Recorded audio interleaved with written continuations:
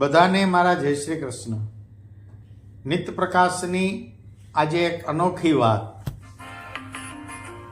જીવન રાહના કોઈ પણ મોડ પર સદનસીબથી જ્યારે સારો મિત્ર મળી જાય ને, તો એ મિત્ર દિલો દિમાગનો અવિભાજ્ય હિસ્સો બની જાય છે.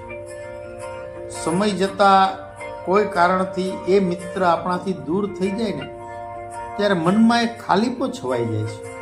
સાચું પૂછો ને તો એવા મિત્રો ક્યારેય આપણાથી દૂર થઈ જ નથી શકતા. મનોમન એની અનાયાસ યાદ આવી જાય, એમ જ એની સાથે સ્વગત વાતચીત પણ થઈ જાય. તો પછી કેમ કેવું કે એ આપણાથી દૂર છે? ખરેખર એવા મિત્ર માટે દિલના ઊંડાણમાંથી બોલાઈ જાય છે કે મને એ નથી ખબર કે મારે શું કામ છે. મને એ નથી ખબર કે મારે શું કામ છે, છતાંય એ મિત્ર મને તારી યાદ આવે છે. નથી ક્ષણો ફુરસદની કે વાત કોઈ અધૂરી, નથી ક્ષણો ફુરસદની કે વાત કોઈ અધૂરી, વ્યસ્તતા વચ્ચે મને તારી યાદ આવે છે.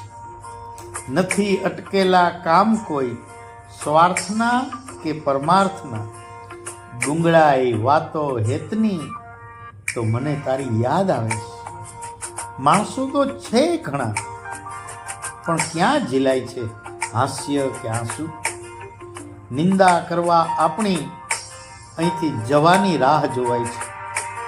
આડંબરના ઓઢણા વચ્ચે મિત્ર મને તારી યાદ આવે છે.